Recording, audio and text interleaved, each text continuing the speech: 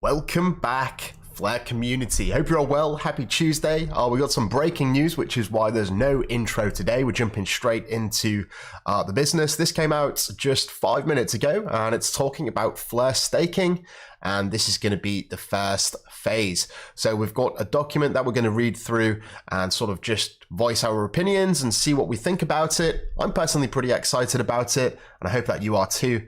We've got Tasmanian in the house, we've got Zoba in the house. Early bird video for the USA certainly is. AA best, I hope you're doing well. And yeah, before we jump into this document here that's been shared, it's one of the first things that we've actually heard about staking, but the very first official announcement was this here from Josh Edwards, who is the VP of Engineering at the Flare network team. And basically, if we read these little notes here, see if I can blow this up a little bit for you guys. In the latest release of the actual software to run a mainnet node, we can see that this hard fork of the Flare mainnet adds inflation-based staking. And this got everyone talking about this. And yeah, we're gonna sort of find out a little bit more details right now. So bring that back up here. Let's quickly click on this document. This is what it is. So Flare staking phase 1. Let me get this nice and big for you guys. The Flare network is transitioning to a staking model. The objective is to decentralize the validators from the currently closed set of 20 professional validators and further secure the data provision protocols. So before we get into the weeds of this, I just want to show you that the current 20 validators here consist of these guys. So we've got the Flare networks. They're obviously running 4, but the other 20 consist of Block Daemon HQ, we've got Figment IO, we've got Staked US, and Into the Block. These are all running validators, and validators are basically validating the transactions on the network, right? Confirming that a transaction is true or not. They're reaching consensus and agreeing whether it's a valid transaction or not, right? And we can actually look on this website here, validators.20 labs, and we can see all of these currently running the latest version, I believe. Uptime in the last hour, 100%, all looking good. And as you can see, these are the entities that are running this software. But these nodes, you know, there are only 20 of them, right? And for the Flare network to further increase decentralization, it needs to expand beyond that. And they're going to allow this by inviting those who are signal providers or data providers to actually become a validator. And currently there is no incentive to do this, but moving forward during the later phases, there's actually going to be a reward for the signal providers or the data providers that choose to become what are going to be called infrastructure providers, and they're going to be able to earn a return. So we can see here that Flare have surpassed the decentralization threshold. They control less than 33%, but we're going to take that a little bit further. So let's jump back into this article. Any word on NFT, staking NFTs? No, that's going to be completely separate. This is about the network infrastructure. NFT projects, you know, staking with NFT projects, that's, I don't know, I feel like that's a sort of a marketing thing. You can't really stake them in that sense. But anyway, we're going to focus on this document here, which is about Flare staking phase 1. And this is to do with the actual network itself. No projects built on the network, on the fundamental layer of the network. So the rollout of staking will occur in 3 separate phases. This document covers the key elements of the first phase for staking, referred to as staking phase 1. For technical details, we're going to actually visit this technical documentation at a later date once it has been released. In line with Flare's mission of providing data as public good through building the network for data at scale, Flare will transition to a staking model whereby the validators on the network are also responsible for providing data to the network. And this is where we have the fusion of these 2 roles. You know, currently we have the separate role of a signal provider or a data provider, and also the validators. These are going to be combined into one role As the role combines both validation and data provision, the name used to refer to an entity that undertakes this dual role is infrastructure provider. So this is some new terminology that we should get familiar with. These are basically the people that are providing the infrastructure in terms of validation and also data to the Fleur time series oracle. Move to staking does not change the overall economics of FLR. No additional tokens will be created beyond that already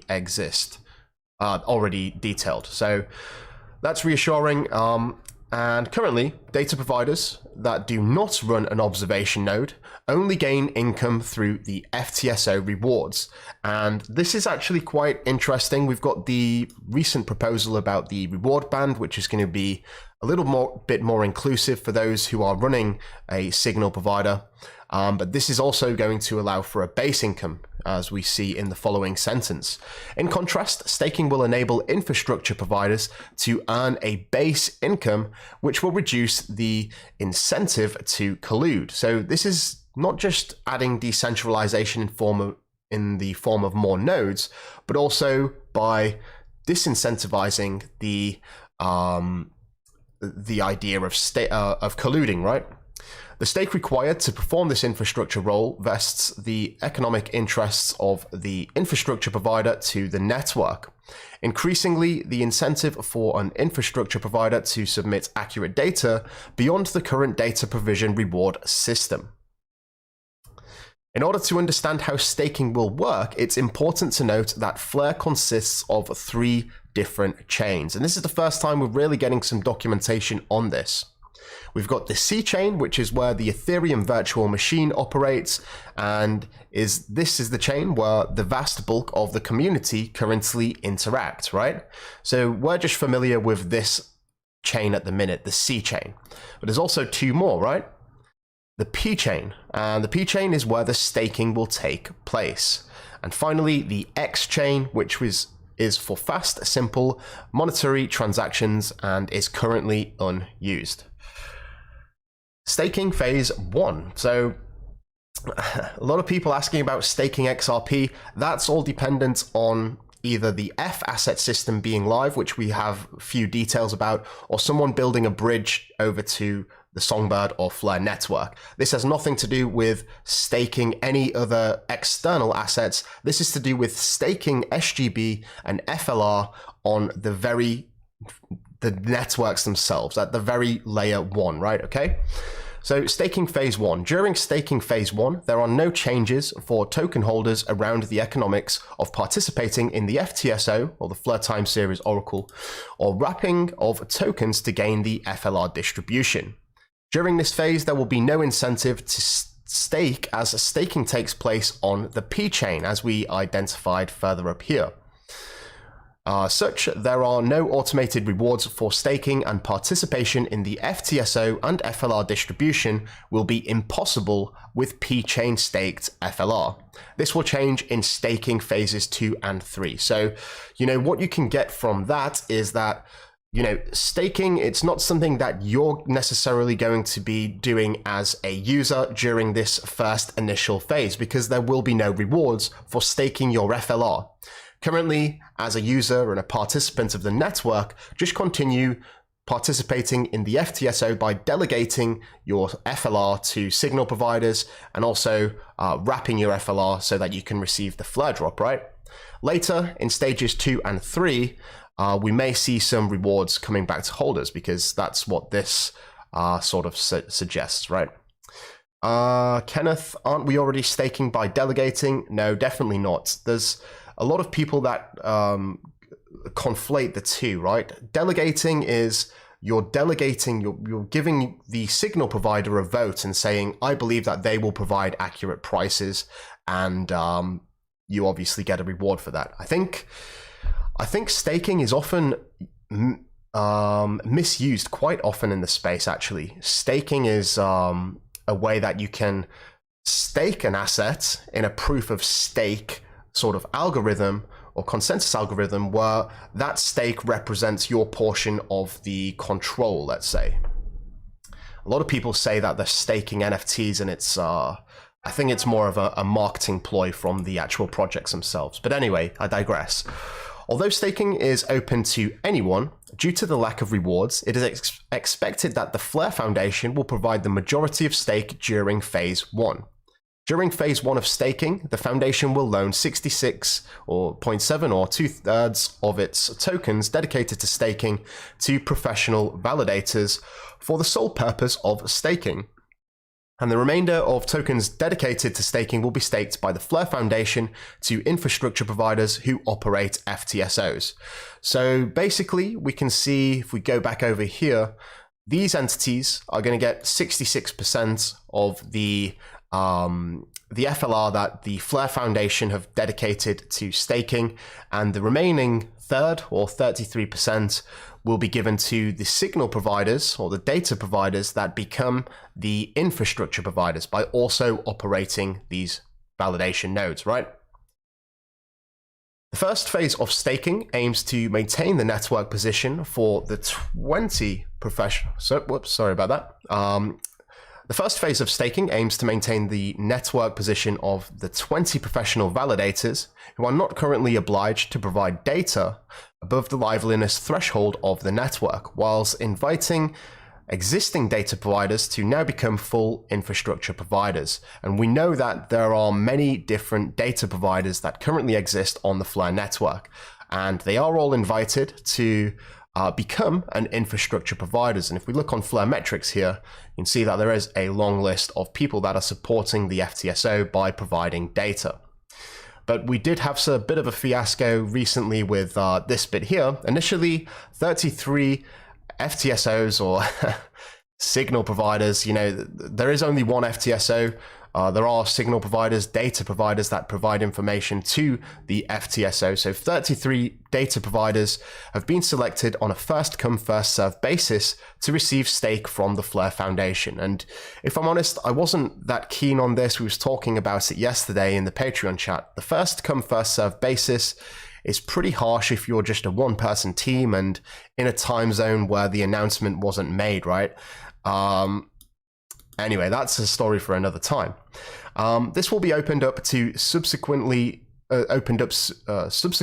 in rounds, such that all FTSOs or all signal providers that want to be infrastructure providers can be.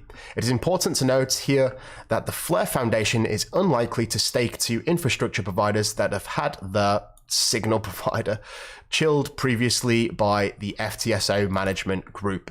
So, we have had issues of collusion in the past, and it's great to see that they're actually not going to be providing them with staking, bootstrapping their staking, right?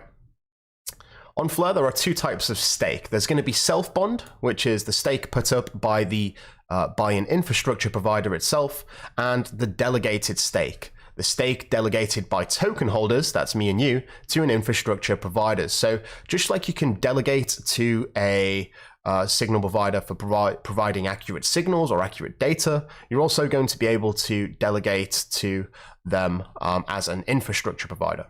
During Phase 1, there will be a minimum self-bond stake requirement per validator of 10 million FLR. So not a modest amount, this is quite a substantial amount, and that's going to be pretty good for the price, and it's something that I particularly like about this is that if you want to have such a